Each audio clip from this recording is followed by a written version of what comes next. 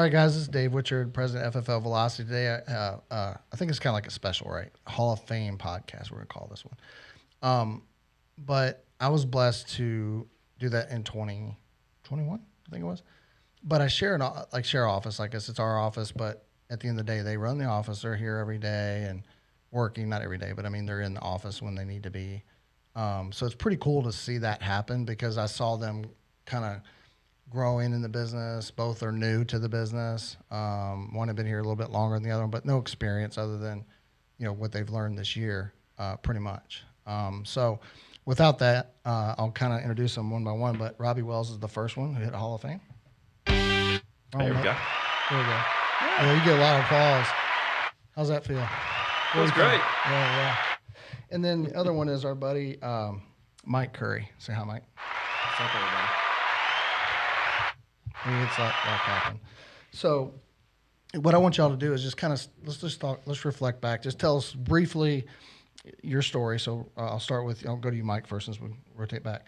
But talk about like before you came here, how you came here. Briefly, just tell your story, and then talk about when did you just say, hey, I'm going to write Hall of Fame, and then how that looked in the beginning. How it kind of maybe got scared along the way because you're like, I don't know if I'm going to hit this, and then you hit it really at the end, right? Right. So, but you stayed the course. So, just share us with us a little bit of the story, your background, that kind of thing, and then kind of how this process worked for you.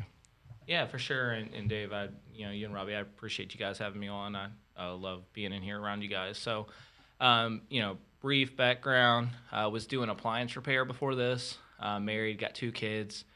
I found this opportunity through Grady Polson from a previous network marketing style business where I was not very good at it, but kind of followed him, saw what he was doing here, growing an agency, and I had reached out. He had shared the Rogue IMO video, and I think what really got me was, my wife always wanted to stay home with the kids, and, working appliance repair, I was, making close to $60,000, but she had a really good job, and, that wasn't going to provide the life that we wanted to live. So I looked at this opportunity. It looked like that, that'd be enough to replace our incomes and, go from there. So, and my mind was blown at the opportunity, just kind of following the system per se, buying leads, and then we can kind of get into the story a little bit later. But yeah, that was kind of my introduction. And I think, the belief was my wife told me that, part-time, this, didn't fit my schedule. So I had to go all in. Was 0 for 10 and came out, quit my job, and first month, So my problem was a lot of people crush it here part-time. Nothing wrong with part-time. But, they said, hey, here's 10 appliances to fix, right? Fridge, dishwasher, whatever. Mm-hmm. When you're done, you're done.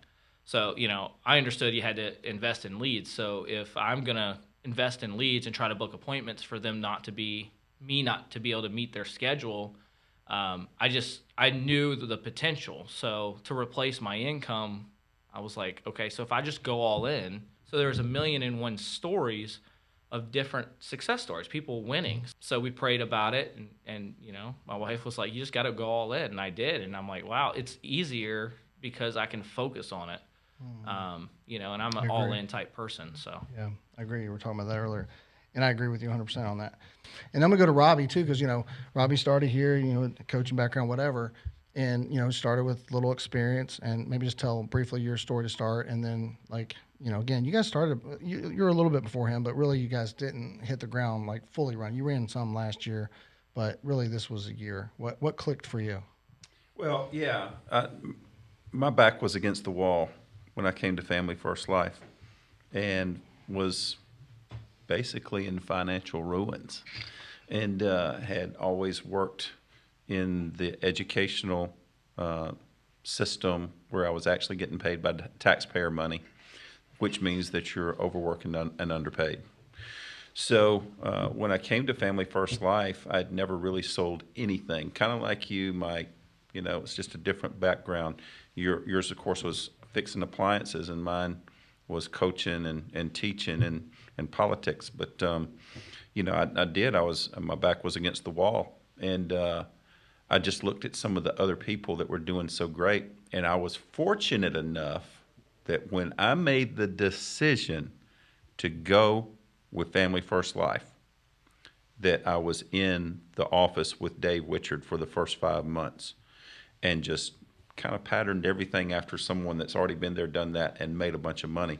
So, one thing I do know is, am I an expert on selling insurance? No, I'm not an expert on selling insurance. Did I make Hall of Fame? Yeah, I made Hall of Fame. But the reason I made Hall of Fame was because I've been very consistent and very persistent with activity, positive activity, because positive activity will yield positive results. Just activity itself does not yield positive results. Anybody can go in there and just, do busy work. No, positive activity yields positive results. And I knew that if I just stayed consistent with that, I could do very well. And it was last year, or this past February at the convention, that I made the decision that I was going to go to Hall of Fame. Sean Mike says, okay, and it was all piped in because we were in 7 different locations. He says, if you want to be Hall of Fame next year, stand up. And I looked at Aaron Lyle sitting next to me, and I just kind of stood up, matter of fact, and said, yeah, I'm going to do it. I'm going to do it. It wasn't one of these rah-rah type experiences for me. No, I was just very matter of fact about it. I'm going to do it. And so I went and did it. I don't remember that. I don't remember that question. I didn't decide the Hall of Fame till June. Okay. But you didn't make it. Robby made a decision at convention, so this is a plug for convention, obviously. But you were there at convention, right? Yeah, and like I said, so, December was the first month, and that was the very beginning of February. Right. So, I honestly didn't believe it was I didn't believe it's something I could do. Right. What I did take away was the Hall of Fame panel and how they hit Hall of Fame, which was $1,500 to $2,500 a week in leads and run 30 appointments. And I made those notes. And I hit Hall of Fame because I followed that pattern, not really because of anything that I am, but I made it a goal to book 30 appointments and to spend that much in leads. And the numbers just work. It's a numbers game. It's a numbers game. Hey, and looking at that, how much do you think it had effect on you being in the office here? Seriously, being in the office with Robby, because and it probably helped him too. I would come down some, but it's not about me. I'm talking about you guys being here together, both going for it, both dialing, both whatever. I think it helped both of you. I really do, which kind of goes back to why a Zoom would work in that camaraderie. But when the importance of the office, what did that mean to you, especially as you got towards the end and both of you guys were gunning for that, if it did? Yeah, no, absolutely. My business doubled, being around Robby, you can't, I don't have any specific things that happened per se, word tracks or dial stuff, but just the environment, being around successful people, right? It elevates you. Yeah. It's accountability. And I know you say you're not down here much, but you have a very large impact on, honestly, the entire company, but definitely us and being around here. And it's it's motivating. And I tell people all the time, I'm in Dave Wichard's office. That's a prideful thing. And, I'm very humble and appreciative to have that opportunity. So, being in an office, I wouldn't have hit Hall of Fame without it. Yeah. And it's all these small decisions that you make along the year that cumulatively add up to results. Yeah. And it's fun to watch Mike grow and see his business grow and things like that. And I'm just blessed to be in business with him and Robby and be able to come down here. And we've been blessed with a lot at Velocity and just having the leadership of Sean and Andrew. So we've just continued to, pour that back in and give wherever we give. I don't look at Mike I look at him as our team. We're all one big team. It was funny. I got a text. Mike knows about this. I don't get it all, but I got a text the other day from Sean, which you can get a text from Sean. It's pretty serious, right? And it says, "Hey, is Mike Curry on your team?" That's what he thought, right?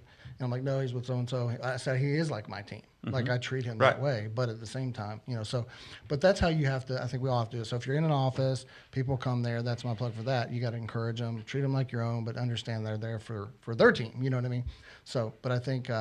What I want you guys to really impress on this last 10, 15 minutes or so is kind of some of the basic stuff that you did and really how anyone can do this. It's both you guys did it. Your thoughts came in June because you were having some success. Hey, I want to do this. But Robby, you made that decision at convention. So take us from convention, Robby, and some of the things you did that some habits you had, some habits with dial days, some things you changed, some pitfalls that they would avoid, things like that to help you hit Hall of Fame. Sure. Well, one thing that that I wanted to make sure was that I was getting better and better on the phone, which I've gotten better. Good. Pretty good on the phone now. But when I come into the office on dial days, I want to be able to set at least 10 appointments from the time I get here at 7:30 and start dialing at 7:30 in the morning until around noontime. If I can set 10 there, I know that by the end of the evening, I'm going to get another 5 or 6 appointments from people just calling me back because I give them that simple little message, and it's the same verbatim, same message every time. It's just, Mike, this is Robby, call me back. I don't say my last name. I don't say what it's about. Just, Mike, this is Robby, call me back. And they call back, and I set the appointments because I just have a conversation with these people, and I let them know that I'm local. By saying that you're local, you put it that you're on their side. So that's one thing that I just stayed very consistent. But at the same time, you've got to understand that when it comes to the different lead vendors and the lead sources that we have, it kind of ebbs and flows. So you cannot be one of these people that is just so strict, says, well, I'm just going to do it this one way. Because if you just do it that one way, you're going to put yourself right out of business.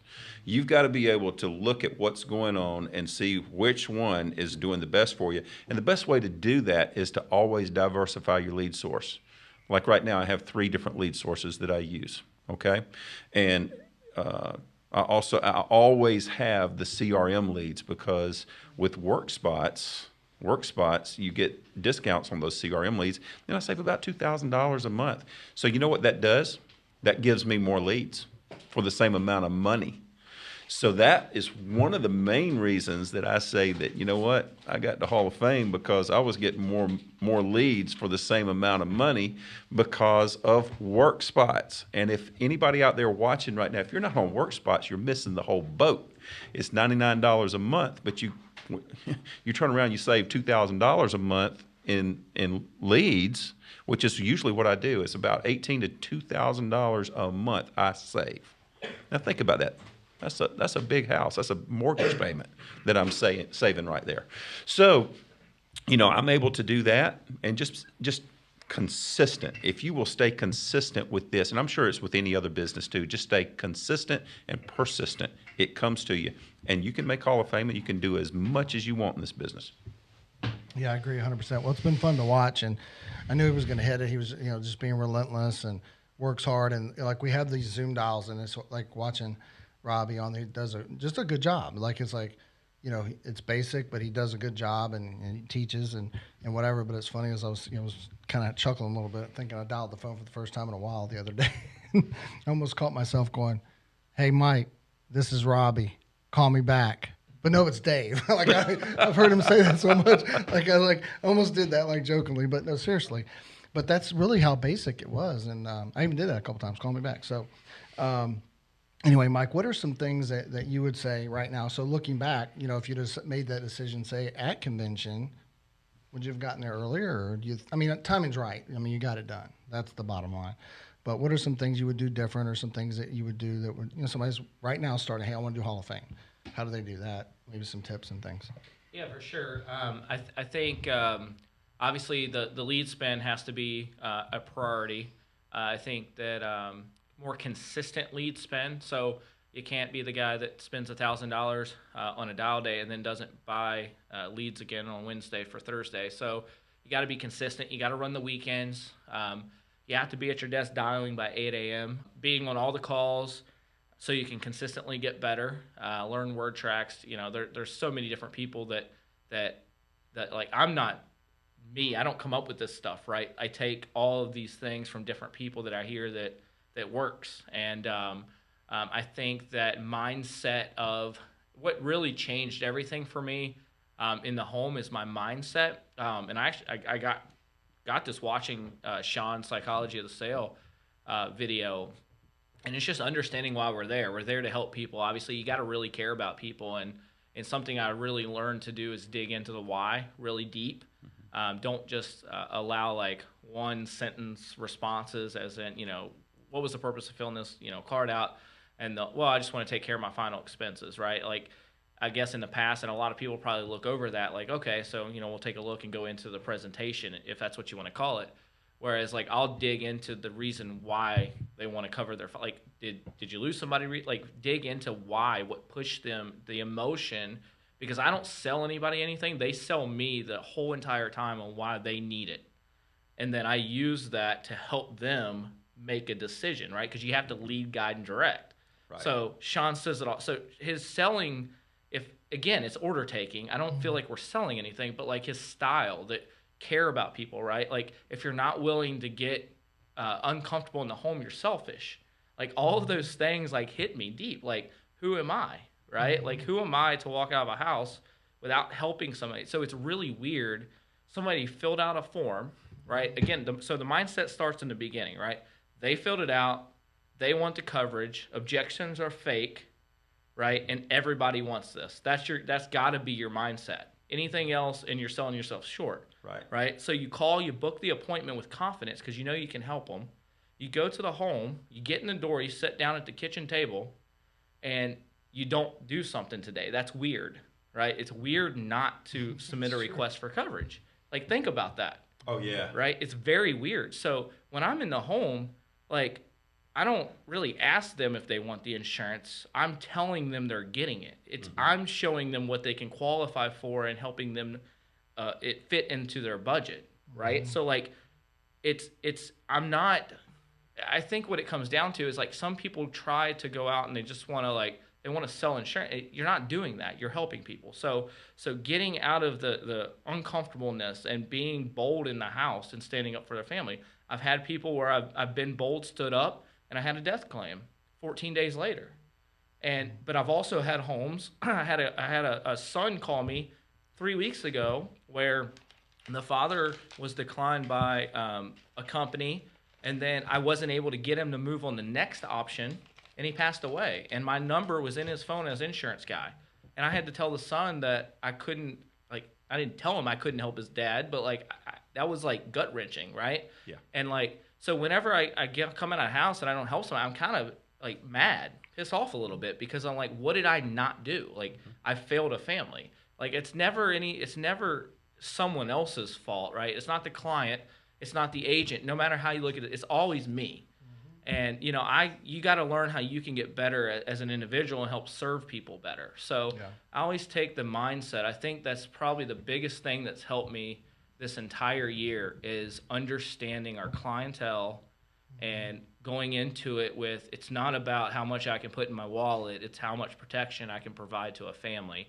And you know, maybe it takes somebody a death claim. I think that's the changing point. That was like, wow, this is real. I mean, I'm getting chills now talking about it, and it's like, you know, that changes your perspective when you realize like, what if I wouldn't have been able to overcome that?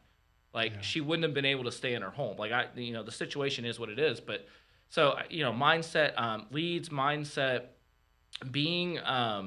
I think another thing is being really consistent in your daily activities, right? I think a lot of people want to skip out working the weekends, right? Like if you want to be a Hall of Fame producer, I don't even know who you would be, but you have to be really, really good to not have to work the weekends. Exactly. I'm not that good, so I have to take advantage of all the days of the week. You know, and then the last thing, probably the biggest thing as far as my scheduling is I started to take many travel trips, right?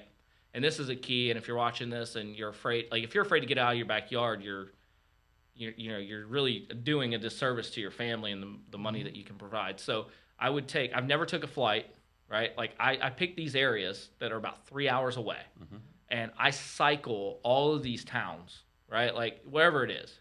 Right, I mostly work South Carolina, so I'll pick up like 5 cities, right, and I'll bounce around.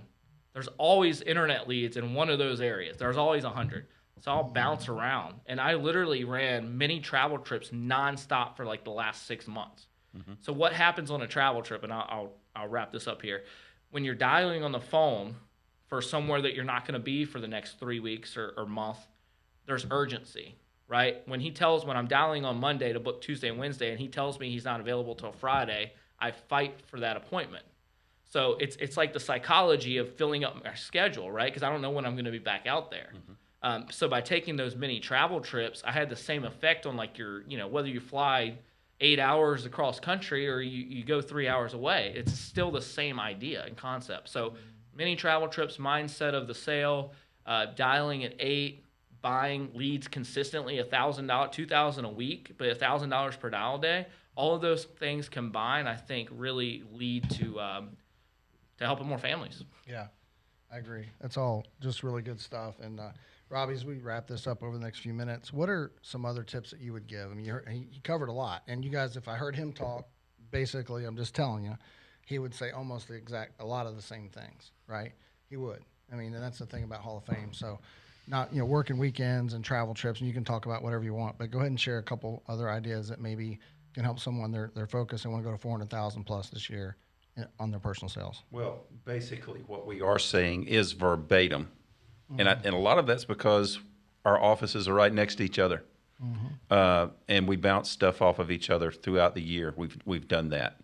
But one thing that I will tell all the new agents that are just coming on board with Family First Life, understand this: when I sit with a client, there's probably a 98, 99% chance I'm writing a policy. I'm writing a policy. I'm just telling you right now, I'm writing a policy for that person. And here's why. It's not because I'm trying to ram it down their throat or anything like that. They filled out a lead, wanting insurance. They answered my phone call when I called them, or they called me back. They agreed to an appointment, which I followed through and showed up. They let me in their home. They let me give them a presentation. Once that iPad opens up and I get the iPad going, there's a 99.9% chance that that person is going to purchase some life insurance. So understand that. Make sure that you book enough appointments that you see enough people, because just because you got 30 appointments doesn't mean you're going to see 30 people. But if you've got 30 appointments, you're going to see 12 to 15 of them. Here's another trick that I always did. I would go into the last day of our work week, which was Wednesday, and I know exactly what I needed. So I knew exactly what I needed that last day, and you can go back and you can look. But if you'll do that, and you do that for 52 weeks, when I set my appointments at the end of the night on dial days, I go back to my Google Calendar, and I look at all my events, and I look at the open spots. And then I go back to my phone log, and I go to the leads that's either a disconnected number, a wrong number, whatever the case may be. Maybe it was a landline, I couldn't get them. I treat all those as wrong numbers. Those are perfect leads. Nobody else has seen those people or talked to those people because the phone number's bad. But if you show up and knock on the door, your competition's not doing that. And that person filled this out. They want life insurance. So if you show up there, you've got a captive audience with that person, and you got a good chance. Probably 25% of my business that I wrote and issue paid this past year was strictly from door knocks. You talk to the number one guy this past year down in Florida, Giordano. He was asked the question. He says, well, now that you're at the top, you probably don't do any door knocks. He says, au contraire. The fact of the matter is he does door knock, which is why he's as good as he is. We do go out on the weekends, which is why we get the numbers that we get, because you got to understand this. On Saturdays, people are home, and that's where you're going to get them. So get out there and just be consistent and be persistent. Two things. In order to be successful, 90% of it is just showing up. Show up on dial days at the right time. Okay? Show up for your appointments. And the other 10% is having a great attitude. So if you show up with a good attitude, you got a 100% chance to be successful. So go get it. Yeah, I agree 100%. Attitude and activities for sure wins every time. So as we wrap this up, Robbie, tell them how to get a hold of you. They want to work with you. We're in Charlotte, but I mean, he's everywhere. And then we're going to have Mike do the same thing. So we're going to work with a Hall of Fame producer. Here you go.